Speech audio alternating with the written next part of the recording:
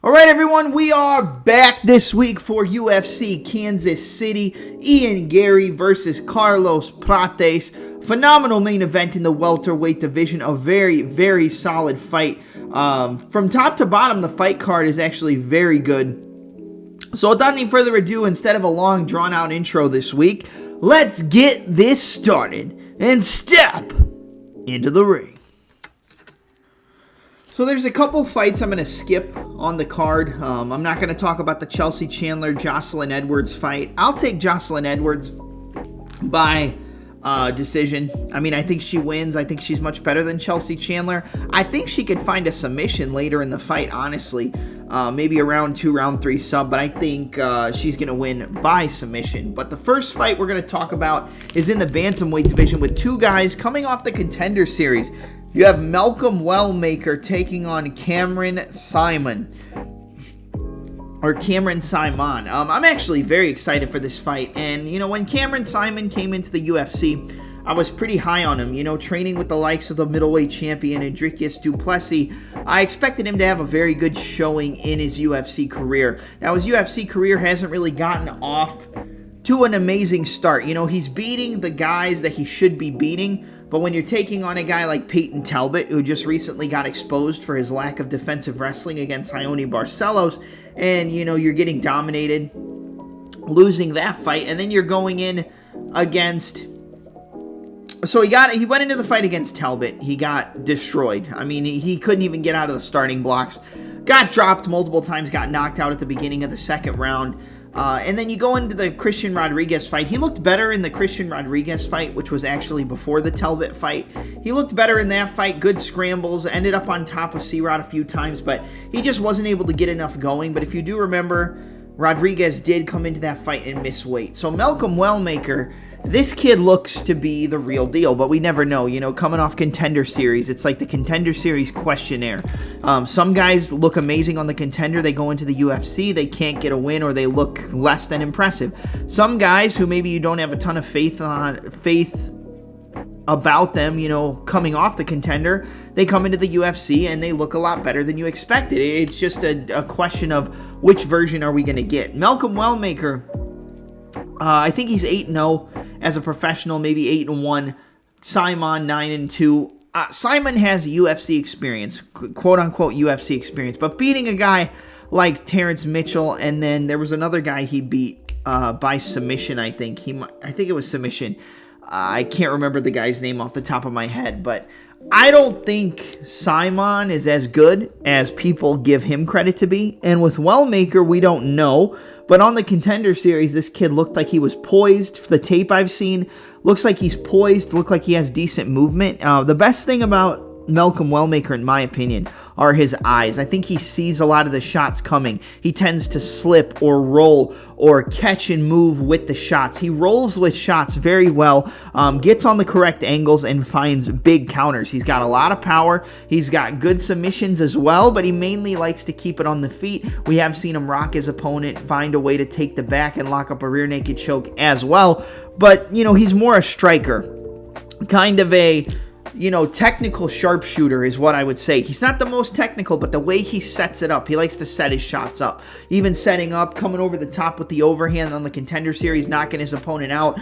Good kicks to the body, solid head kicks. He mixes up his angles, moving left and right laterally. Good southpaw stance. Front kicks to the body, jab, good check hook. I would say his best punch is probably that lead check hook, and he can catch you coming in and just kind of snipe you right over the top. I think the biggest difference in this fight is how people tend to deal with shots. We haven't seen Wellmaker really, you know, hurt yet, but I feel like he could probably deal with shots a little bit better than Saaiman. Now, Saaiman is tough. He got hit with a lot of big shots against Peyton Talbot. He survived. He tried to win the fight. It didn't work. Seemed like he just got given a vet lesson by Christian Rodriguez. But in this fight, I really think the power and the countering ability of Wellmaker is what's going to make the biggest difference here. You know, against a guy like Peyton Talbot, which I'm not saying Wellmaker is on the same level of a Peyton Talbot, but see a little bit of similarities there, except I think Wellmaker has more fight-ending power than a Peyton Talbot. Just from what I've seen, I think he sets his shots up pretty good, and he's got a lot more pop on single shots than Talbot probably does. You can disagree with me, that's fine. But I think the stopping power of Wellmaker and the fact that he does pick his shots very well. He fights with his hands down. He could get hit with a head kick. I think the cross kick could be a good weapon against a guy like Wellmaker from Saaiman. I think he could catch him with a knee if he tries to shoot a takedown and he doesn't like the pressure. I think the better grappler would be Saaiman, so using the wrestling, getting the takedowns would probably be the best path to victory, but I don't think it's going to be that easy because I think the range and distance control of Wellmaker with the counter shots and the sniping counters is going to be the biggest difference, and I don't think Saaiman can really deal with those shots. I'm going to say Wellmaker wins this one. I like him. He started off as an underdog. It's pretty much a pick'em now. I understand why it's a pick'em. I think the odds are better off as a pick'em, but if you got Wellmaker as an underdog, I think you did your job. I think he comes in here. I think he stops Cameron Saaiman. I just think the power and the countering ability of Wellmaker, like I said, this kid looks seasoned. Now, is he seasoned in terms of the UFC experience? No, that goes to Saaiman. But still, I like the way this kid moves. I like his counter ability. I like the fact that he kind of rolls with shots and sees them and comes back with counters. And I think he's going to eventually just catch Saaiman with a big counter, put him down, and probably jump on him and get a TKO. I could see it going the distance, and maybe based on damage, Wellmaker gets it done. But I would say if it goes the distance, it probably would have to do with the wrestling of Saaiman kind of stifling the game of Wellmaker. But I'm going to say he finds that good counter shot, lands that left hand as Saaiman comes in, drops him, and puts him out. Give me Malcolm Wellmaker via second round TKO. I like this kid, and I think he looks impressive in his UFC debut. All right, next fight up is in the featherweight division. You got a battle between Timmy Cuamba taking on Roberto Romero. Romero's second fight in the UFC. The last fight for Timmy Cuamba, I believe, was his fight against Lucas Almeida, where he came back in the third round, got some takedowns, looked like he was maybe going to TKO him, but Almeida survived, and Almeida just dropped him, caused a lot of damage, but Cuamba kept getting up, getting in his face and trying to do some damage. It was just the power and speed of Almeida really caused a lot of issues for Timmy Cuamba. For Roberto Romero, he came in on short notice against David Onama, who we're going to talk about in a little bit, and he looked good, man. He dropped David Onama. His 1-2 looked solid, decent kicks to the legs, solid body kicks as well from the southpaw position, switch stances mid-combination, and, you know, the one thing I would say is that he's a little bit of a liability defensively, and I think that's the biggest difference, or I'm sorry, the biggest similarity between these guys is that they both are kind of a defensive liability. They're decently good in terms of offense. Their technical striking is solid. It looks like both of them can wrestle. Both of them have good scrambles. Both of them will look to set up submissions.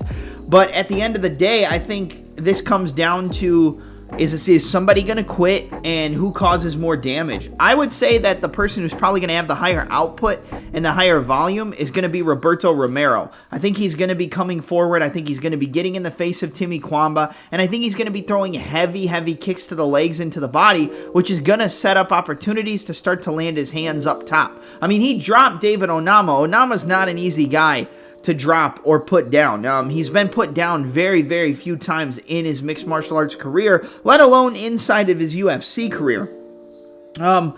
And when it comes down to it, I think I'm going to side with Roberto Romero. I just feel like the fighter who might have better fight IQ is Timmy Cuamba, but I don't think he's going to be able to hold down Roberto Romero, and I don't really see him knocking him out, but his defense is a little questionable, so maybe Cuamba could land some good shots up top, land a good combination, and put him down. But I think Roberto Romero is just going to be on the gas. I think he's going to have more numbers, and I think he's going to cause more damage to Timmy Cuamba in this fight. So give me Roberto Romero. I'm going to take him via decision, 29-28 unanimous decision for Roberto Romero. I could see a finish, but something's telling me this fight's going to go the distance, and I think the fighter who's going to put pedal to the metal the longer that the fight goes, the fighter who's going to put those combinations out there more than their opponent is going to be Roberto Romero. So give me Roberto Romero, 29-28 unanimous decision in this fight.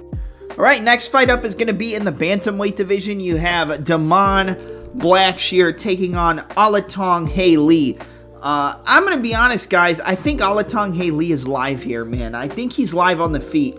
And I'm saying that partially because, number one, I saw Damon Blackshear get knocked out cold with one shot from Montel Jackson. And Jackson does have a lot of power, but I don't consider Montel Jackson to be the most technical striker. I don't think he looks pretty in terms of what he's doing, but he is a solid fighter overall. But we don't really see Montel Jackson knock people out. But that was also a case of perfect timing, perfect execution.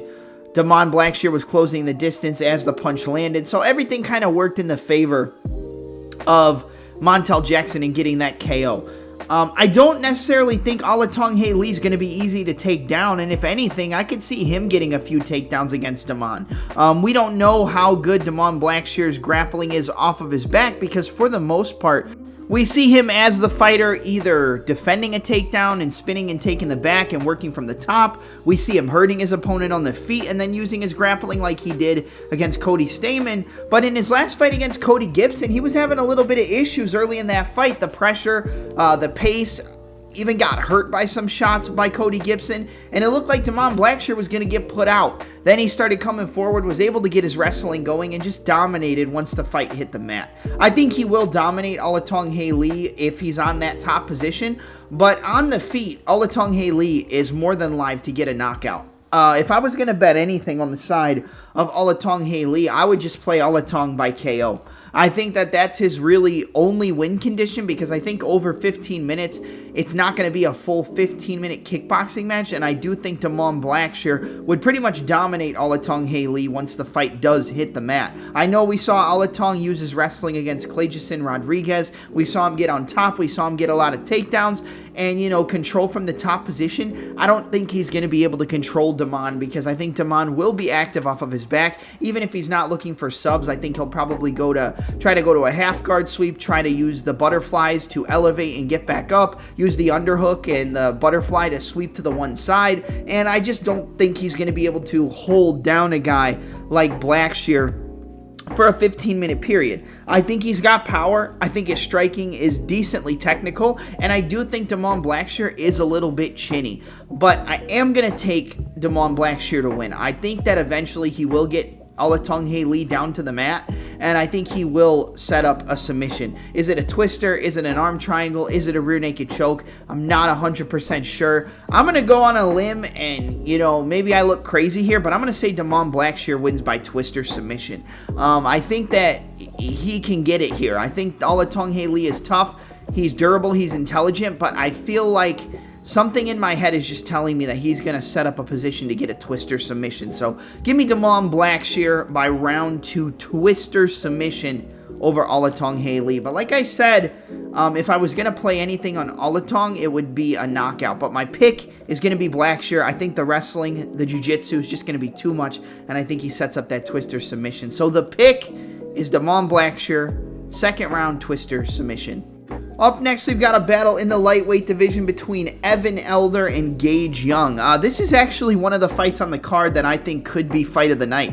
I think both of these guys are extremely talented. I think that the short notice does hurt Gage Young, but I do think he's UFC ready in terms of his overall skill set. The guy's got good wrestling, solid takedowns, really solid top pressure. He'll look to pass positions. He'll look to set up submissions. And on the feet, he's a good striker as well. I mean, he was going back and forth with Quillen Salkilld on the Contender. You guys know I've talked about Salkilld before. I'm a huge fan of Quillen Salkild's overall skill set. And I think that was one of the toughest matchups that Gage Young could have gotten on the Contender Series. I think Gage Young has a solid jab. I think he's got a good one, too. His best combination, in my opinion, is probably the level change head kick. He'll go 1-2, look down, and come over the top with the head kick on the same side, or he'll feint the cross, look down, and come over the top on the same side, a la TJ Dillashaw. He can throw stance-changing combinations, solid, straight, technical punches. I do think that in this fight, however, the UFC experience of Evan Elder is going to pay the dividends here for him.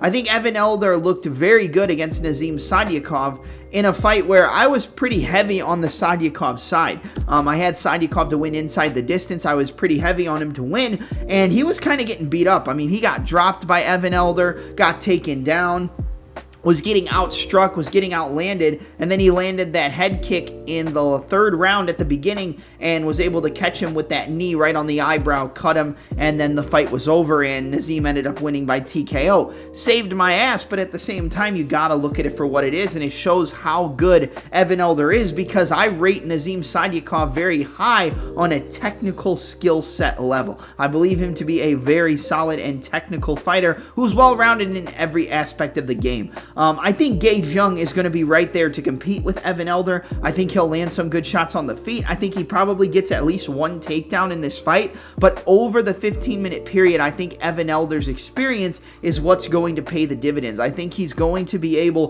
to kind of outland Gage Young as the fight goes on. I think the cardio of Evan Elder is going to carry into the later rounds, and it's going to be harder for Gage Young to pick up the pace in those later rounds coming in on short notice. However, I also think Gage Young is a very tough and competitive fighter who is going to come in here looking to win. And that's not really saying much, because when you get into the UFC, everybody's coming in to win. So I guess you could take that with a grain of salt, but I think Gage Young is going to be game. I think he's going to come in. I think he's going to look decent on the feet. Like I said, I think he gets at least one or two takedowns, but I think Evan Elder's just going to kind of outwork him over that 15 minutes. I could see him getting a submission in the second or third round. I could see him getting an attritional finish with a TKO in the second or third. If he gets a finish, I would think it's probably in the third round by slowing down Gage Young and just kind of outpacing and outpressuring him. But I'm going to say the fight goes the distance. I'm going to take Evan Elder 29-28 unanimous decision. I think he's going to land some solid combinations on the feet. I think his boxing is crisp and clean. He has really solid kicks to the body,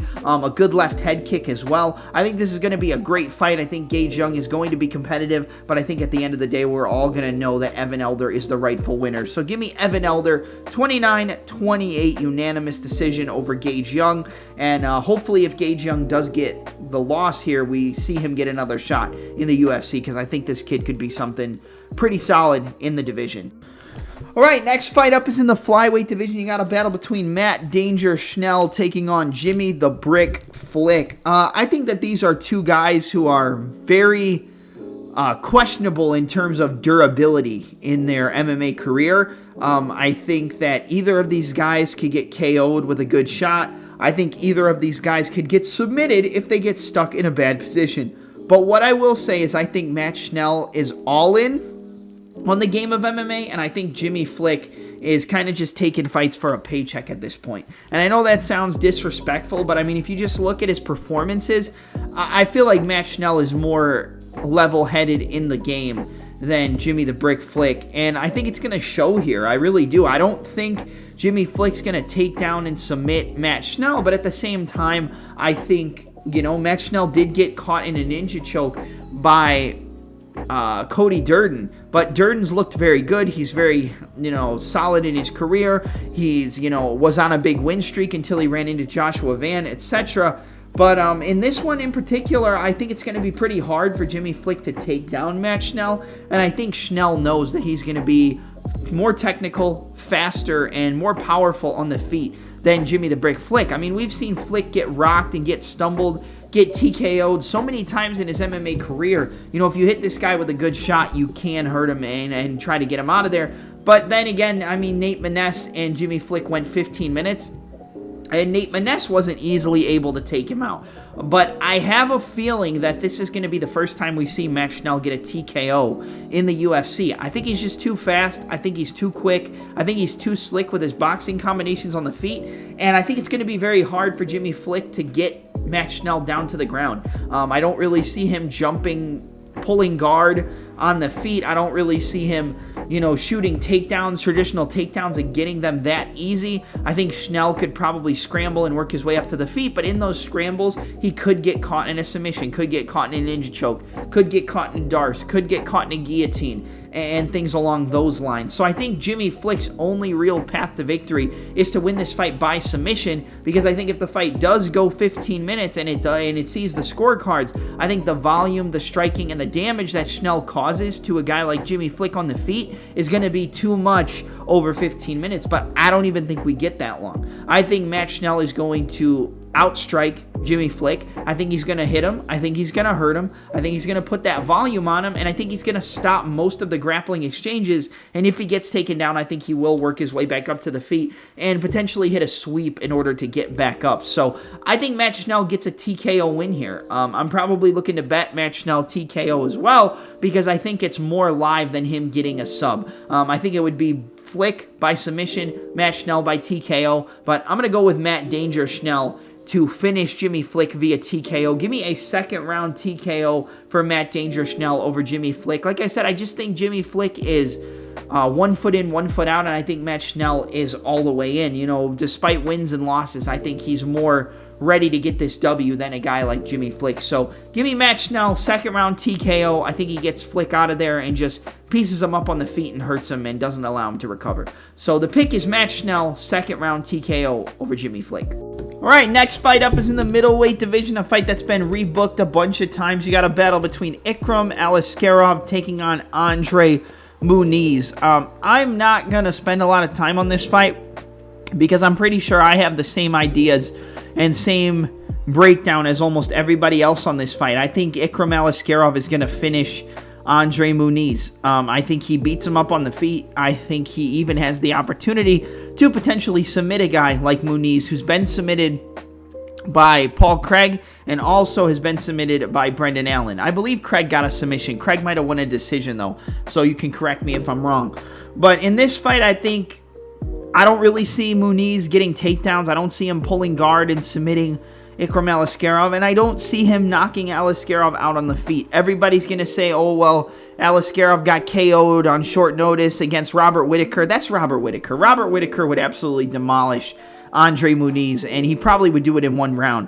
Muniz doesn't like to get hit, but he does seem to he seems to have gotten better in terms of standing and striking with his opponents and not being super afraid to get hit. But I still don't think he has anything for Aliskerov on the feet. But again, Aliskerov did get knocked out in the first round.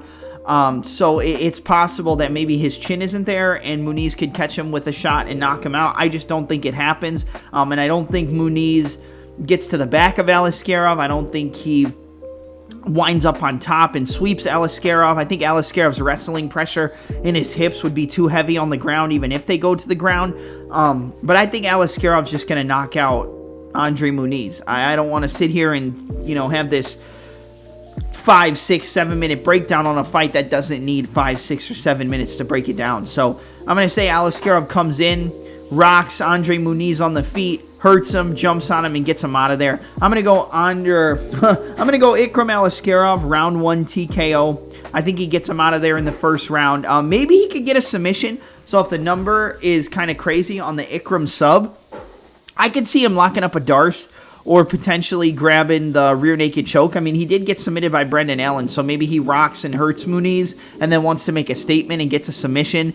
But I'm going to go with the TKO. Give me a first round TKO for Ikram Aliskerov. I think he hurts him and doesn't allow him to recover and gets him out of there early. Yeah, I just don't see this as being a competitive fight. So Ikram Aliskerov, round 1 TKO over Andre Muniz is going to be the official pick, and we'll move to the next one.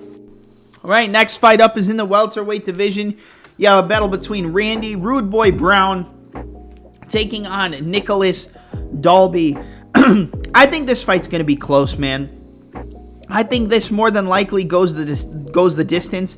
The long, rangy jabs and 1-2s of Randy Brown and the distance control is really what's going to be the biggest difference for him and the biggest key to victory against Nicholas Dalby. I think what Dalby has to do is he has to pressure Randy Brown. He has to cut him off. He has to slow him down. He has to get in his face. And he has to, get close to him, get into that dirty boxing range, get into the clinch, and try to beat him up later on in the fight. Survive early, get him on the back foot, start to land your combinations, throw some kicks to the body, throw some leg kicks to slow him down, push him up against the fence, get him in the clinch, hurt him, rock him, beat him up, drag it out, make it a dirty fight. I just don't think Dalby has the skill set to do that against a guy with the length and reach of Randy Brown. You know, people are going to come in and say, well, he beat Rinat Fakhretdinov. Well, he beat... Well, he didn't beat Rinat Fakhretdinov, but he made it close. He hurt him, and then he beat Gabriel Bonfim and got a TKO. That's why I think the fight's going to be close. Like, I think Dalby will have some success. He'll probably get Brown up against the fence. He'll probably work in that dirty boxing. He'll probably start to land some strikes off the break. Maybe he'll wake up in the third round and potentially get a third-round finish, but I don't think so, man. I think Brown's going to use his boxing, use his footwork, use his length and reach, and land a jab, land a 1-2, double jab right hand, jab uppercut, and I could see a KO from Randy Brown, but I'm going to say he just kind of point fights and does what Randy Brown does, picks him apart from the outside, keeps him on at that distance, starts landing his combinations, and wins a 15-minute decision, probably 2 rounds to 1. I think Dalby probably sneaks around in there. Maybe he gets that third round, but he lost the first 2 pretty clearly. I'm going to say this fight is a 29-28 unanimous decision for Randy Brown, just using his length and reach, using front kicks to the body, stomping on the lead leg, using the jab, using the 1-2, and I could see a KO from Randy Brown, but like I said, I think Dalby's a veteran. Dalby will kind of make it more competitive than it should be, at least on paper. Maybe, like I said, Dalby wins the third round, but I'm going to say Randy Brown gets at least 2 rounds and wins via decision. So give me Randy Rude Boy Brown, 29-28 unanimous decision. Maybe a sneaky play would be Randy Brown by split or Nicholas Dalby by split decision, because like I said, I think this fight does have the capacity to be close, especially in that second half of the fight. That's where I think Dalby could potentially take over, but I'm going to say Brown uses that length and reach and cruises his way to a decision. So 29-28 unanimous decision for Randy Rude Boy Brown over Nicholas Dalby. All right, next fight up is in the middleweight division. You have a battle between Michel Pereira taking on Abus Magomedov. I'm going to go out on a limb and say I think the more technical fighter is Magomedov. I think that he has cleaner, more technical striking. I think he has more meat and potatoes, a more meat and potatoes approach to the striking, you know, front kicks to the body, solid uppercuts, a good 1-2, a really solid jab, good head kicks, and looks like he's been improving his wrestling as well. I mean, he got a submission over Bruno the Hulk Ferreira in his last fight. After getting rocked, after getting hurt, he was able to come back, use his wrestling, rely on the takedowns and top control to eventually just wear out Ferreira and get that arm triangle choke submission. I think he could have more wrestling success here against Michel Pereira. I think he could take him down. I think that on the feet, Michel Pereira might be a little bit gun shy and might be too hesitant to pull the trigger, which could open up the striking of Abus Magomedov with the jab, with the long check hook, the 1-2, solid front kicks to the body. But I think eventually, you know, I think Michel Pereira will start to get that distance, will start to get that timing, and will start to kind of land shots on Abus that Abus isn't ready for. And I think if Pereira rocks Magomedov, it's going to be very hard for him to try to reshoot, to try to use his wrestling to recover, because I think Michel Pereira would probably rock him and then just look to work for a finish, and he probably would get it. Unless we see Abus hurt Michel Pereira early, which makes him hesitant to come forward, and then he can open up his wrestling as kind of a counter to the forward pressure and in and out blitzing style of Pereira. I think this fight has the potential to be very boring, and a lot of people are going to expect like a very violent finish. They're going to expect like a fireworks fight for as long as it lasts. But I think if Abus wins, I think it's him using his wrestling, landing some solid, powerful shots on the feet that make Pereira respect him. And then, like I said, going to that wrestling well, using the takedowns, getting to the top, looking for a submission, and just controlling him, probably winning a decision. If Michel Pereira wins, I think he wins probably by a finish. And it's probably within the first 7.5 minutes of the fight. I think he probably would rock him, and then when Magomedov tries to recover, maybe he could snatch up a guillotine. I think we've seen that Pereira does have a very solid front choke, and I could see him rocking Magomedov and then getting that submission. But Bruno Ferreira tried that and then got Abus got out of it and then just controlled him from the top position. And I think Abus has made a lot of improvements. I think we're going to have to see what kind of Pereira comes in after that beatdown he suffered against Anthony Fluffy Hernandez. I'm going to go with Michel Pereira, though. I'm a bigger fan of Abus, but I just think Pereira is going to rock him and is going to hurt him, and Abus is not going to be able to recover.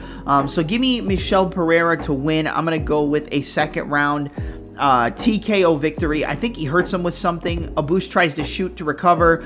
Pereira defends it, jumps on him, gets a TKO, and finishes him in that second round. So give me Michel Pereira, round 2 TKO. Like I said, I'd like to see Abus win. This is a fight I wouldn't bet because I think it is sneaky. Everybody's going to want to play, doesn't go the distance. I think it is sneakily possible that the fight makes it to a decision and maybe Abus uses his wrestling to win on the scorecards.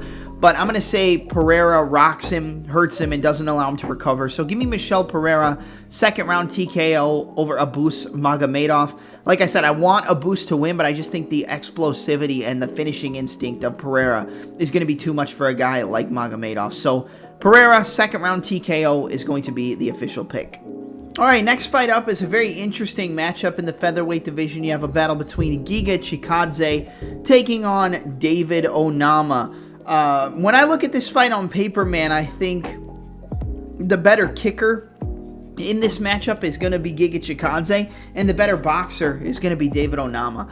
I think Onama's very good from that in-close range. He's very good from being just outside of boxing range or landing heavy power inside the clinch. He can mix up shots to the body and come up top. He has decent low kicks, but in this fight, it's going to be a battle of ranges. You know, if it stays primarily at kicking distance, I think Giga Chikadze probably eats up David Onama. Could he get a TKO? Yes. I think he could hurt him to the body with a shot. I think he could land a head kick and potentially get him out of there. But Chikadze is more of a point fighter, and I kind of see David Onama as a similar thing, but Onama has more finishes in his UFC career. Onama's going to be the sharper, cleaner fighter in terms of the boxing combinations. He's going to be able to land that jab, land that 1-2, 1-2, ripple hook to the body, come up top with the right hand. And, you know, Giga Chikadze is getting older. I did pick Arnold Allen to beat him. I think I picked Arnold Allen by sub. Arnold Allen ended up winning that fight via decision, and in that fight, everybody talking about Giga is too old. Giga just looked old. He looked slow. He looked beat up.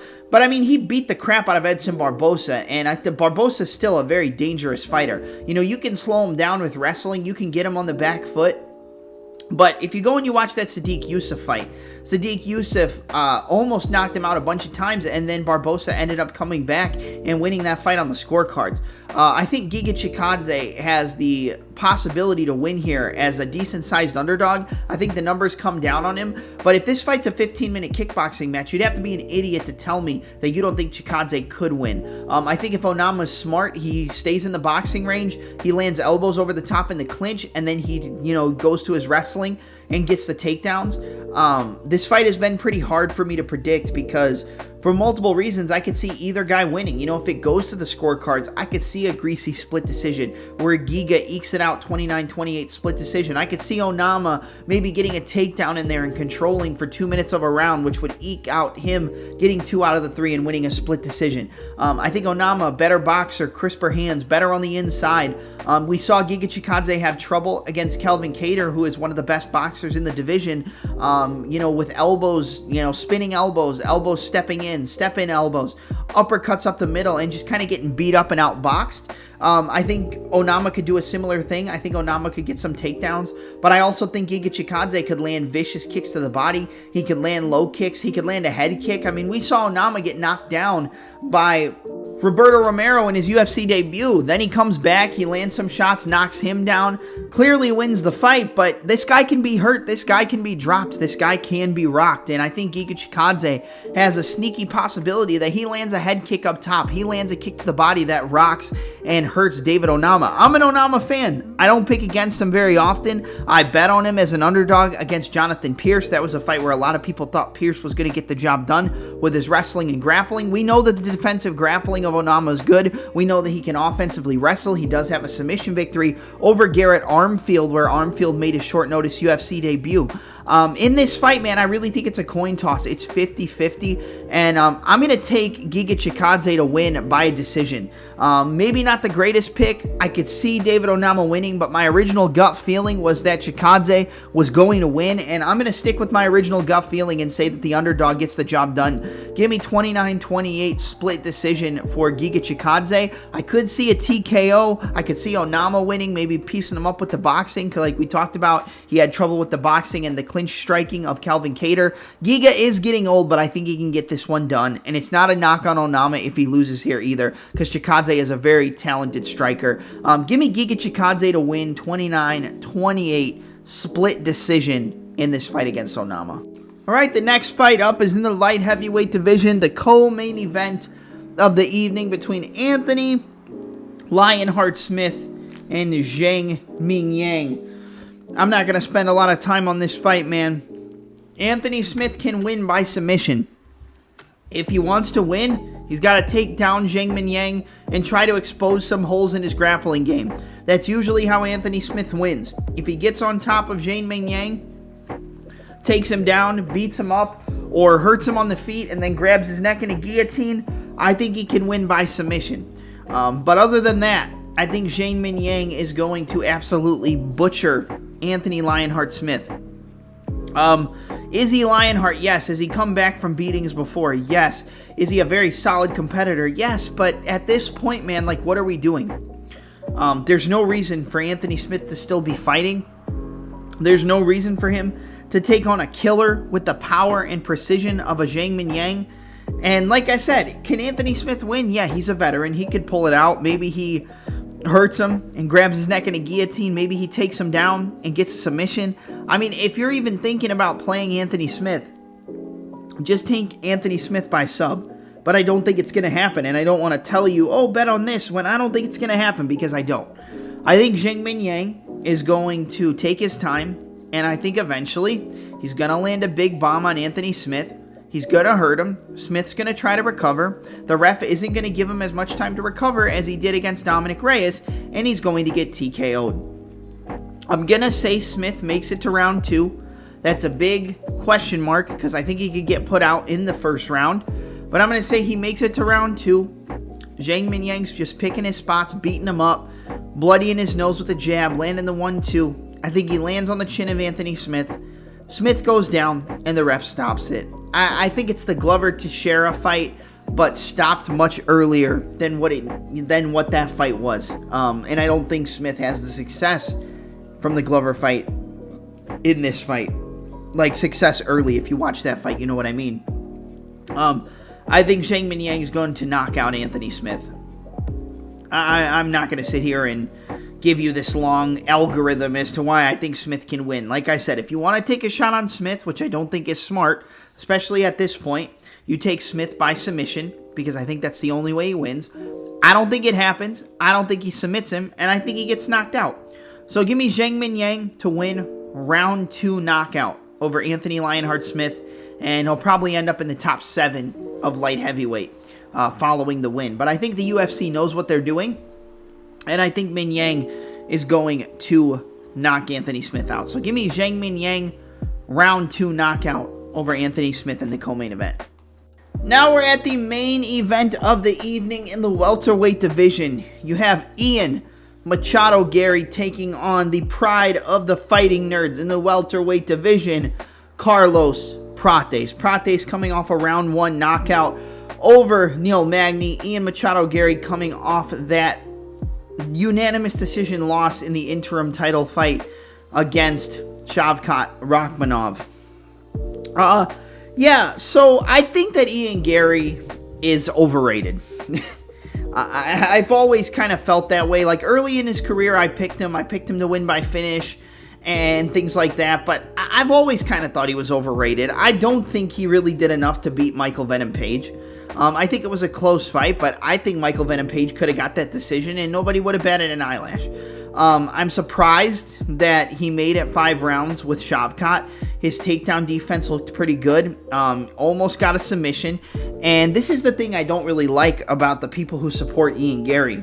You know, they talk about how he had the back of Shavkat. He jumped on his back. He almost submitted him. He did, but he basically got dominated for the entire fight. Whether it was held up against the cage, whether it was, stuffing takedowns, etc., beat up in the clinch, outlanded. I mean, he pretty much got outstruck and outgrappled for the entire fight, except that one moment that he had where he almost got the submission. And kudos to him. I mean, he almost had it. It was very close, but he wasn't able to get it. Do I think he's a better grappler than Carlos Prates? Yes. But do I think he's going to be able to take down and hold down Carlos Prates for a majority of the time in this fight for as long as it lasts? No, I don't. I think Prates and his takedown defense is just going to get better on a fight-to-fight basis. I think Garry probably gets one takedown, maybe two. And I think there is a chance that he does control him for at least, a couple minutes, maybe 3 minutes. But I don't think he's going to submit Carlos Prates, and I think the majority of this fight is going to be a kickboxing match. And yes, Prates not used to fighting a long guy like Garry, some people are going to say. I mean, Neil Magny's a long, tall, rangy guy who's hard to get in on, and he handled that pretty well and finished him in the first round.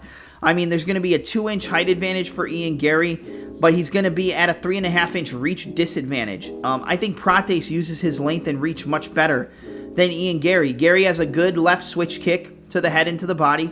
He's got a good jab, a good 1-2. He's got a good 1-2 pull-2, the pull counter right hand. Very solid from Ian Garry. But with facing a southpaw, it's going to be the check hooks, the back rear hands, the rear body kicks are going to be solid for both fighters. And I think it plays out pretty competitive for the most part for the first 8 minutes. And I think eventually Prates just bangs him on the chin with that left hand. I think he rocks him, and I think he gets him out of there. I also think that Garry is kind of like that little shit that you can't get off the bottom of your shoe sometimes, where maybe he gets rocked, maybe he gets bloodied, maybe he gets rocked a bunch of times, and the damage is clearly on the side of Prates, but maybe he gets a takedown in there, gets the back of Prates but can't sub him and wins, a couple rounds, and maybe it's a decision. But I think based off damage and based off what I've seen from both fighters, people are going to talk about the competition levels of Ian Garry. Look at the fighters he's fought. Look at the fighters he this, he that, he this, he that. I mean, he looked very good against Jeff Neal, coincidentally also a southpaw. But Prates is a different animal. Prates has more volume. Prates is longer. Prates is more dangerous. I think Neal has more power, but I think Prates is more dangerous with all the weapons. I mean, knees, elbows, the 1-2s, the head kicks. He can kind of do it all in terms of the striking on the feet. Very solid Muay Thai practitioner. I think his awareness and his eyes when he's slipping shots, when he's check hooking and rolling out, keeping the defense up, slipping and rolling. I'm very high on Carlos Prates. And like I said, I think Garry can win if he slows down Prates by using the grappling early, gets some takedowns, controls him, maybe bangs 2 rounds, and then Prates' kind of knockout threat is a little bit gone, and then Garry can, kind of outland him in a couple more rounds, maybe win 3 rounds to 2. I think Gary's real win equity is by submission, but I think a lot of these guys are, a lot of the times with the fighting nerds, everybody's saying, take them down, take them down. Their grappling isn't the best, their takedown defense isn't the best, and they're not easy to take down. And if you do take them down, they work their way back up to the feet. I think if anything, Prates' takedown defense and get-up game has gotten better in his UFC career, and I think a lot of people drink the Ian Garry Kool-Aid, and I'm not going to be one of those guys. Have I bet against him and lost? Yes, I bet against him with Jeff Neal. I still think that Jeff Neal fight was close. And, I bet against him with Michael Page. I think Michael Page could have won that fight. I think I've been on the right track in terms of picking against Ian Garry, and things just haven't gone my way. I've never been the biggest Ian Garry fan. I'll give him credit. He's a solid fighter, solid counter game, decent grappling, much better grappling than I think most expected. Was showcased in glimpses against Rachmanov, but I think it's the fighting nerd's time, and I think it's Carlos Prates' time, man. I think he's going to knock Ian Garry out. I like his length. I like his reach advantage. I like his footwork. I like his movement. I like the long 1-2s. I like the 3-2s. I think he's going to hurt Ian Garry. So give me Carlos Prates. Give me the nightmare to win via 3rd round knockout over Ian Machado Garry. A lot of people expect round 1, round 2. I think it's going to be kind of a feeling out process early. Like I said, I think Garry probably gets a takedown, doesn't get a finish, doesn't get a sub. They're back up on their feet, and I think Prates just waits, boom, finds that left hand, boom, finds that counter right hook, and I think he hurts him, wobbles him, lets him up, boom, hits him again, wobbles him, and then puts him out of there. I could see this being a less dominant version of the Li Jingliang knockout.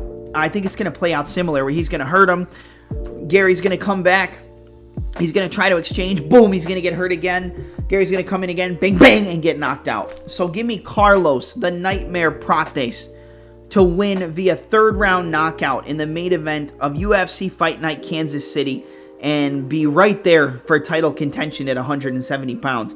Carlos, the Nightmare Prates, via 3rd round knockout is going to be the official pick. All right, that's it for my UFC Fight Night Kansas City preview, predictions, and breakdown. Make sure to like, comment, subscribe, and lock up a ninja choke on the notification bell so you don't miss any future uploads from the Touch 'Em Up podcast. Leave your predictions in the comment section below. Let me know your favorite bets. Let me know your sleeper fight on the card. Let me know your favorite underdog and anything along those lines. If you want to just talk fights, then leave me some comments on the description or in the comment section of this video. But I'm your host, Double M. This has been UFC Fight Night Kansas City, Garry versus Prates, and I'm out.